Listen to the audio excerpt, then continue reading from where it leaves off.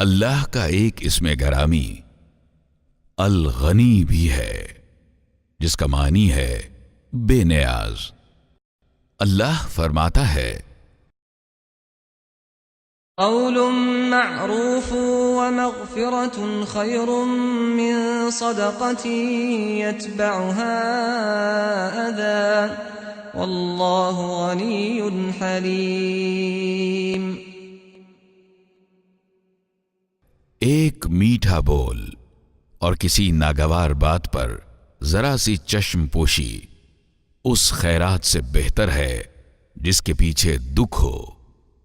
اللہ بے نیاز ہے اور بردباری اس کی صفت ہے۔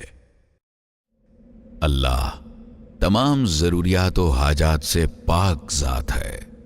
اللہ کی اس خوبی کا قرآن پاک میں کئی مقامات پر ذکر ہوا ہے۔ مثال کے طور پر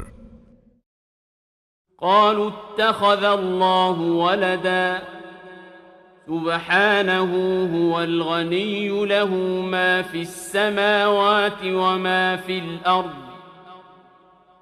إن عندكم من سلطان بهذا أتقولون على الله ما لا تعلمون۔ لوگوں نے کہہ دیا کہ اللہ نے کسی کو بیٹا بنایا ہے۔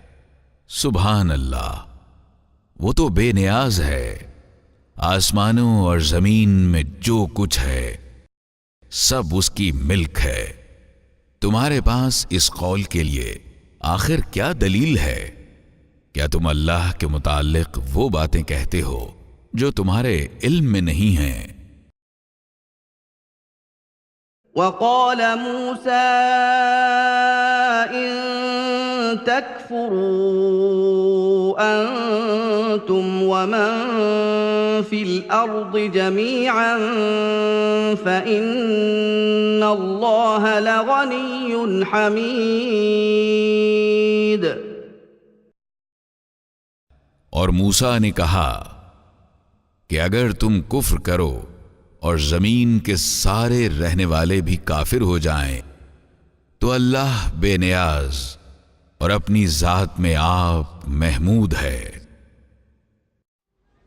ان آیات سے واضح ہوتا ہے کہ اللہ رب العزت کو نہ تو ان کی کوئی ضرورت ہے جو اس سے دور بھاگتے ہیں، اور نہ ہی اس کی تعریف کرنے والے اسے کوئی فائدہ دے سکتے ہیں، بلکہ کائنات کی ہر شے اسی کی محتاج ہے۔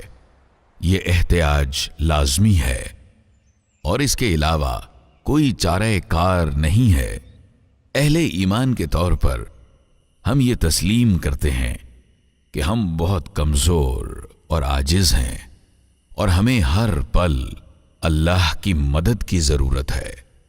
اللہ نے ہماری فقیری اور محتاجی کو قرآن پاک کے الفاظ میں بیان کیا ہے۔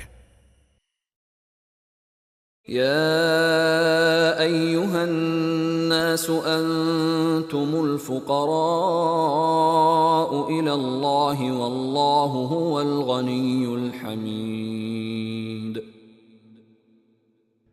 لوگو، تم ہی اللہ کے محتاج ہو اور اللہ تو غنی و حمید ہے۔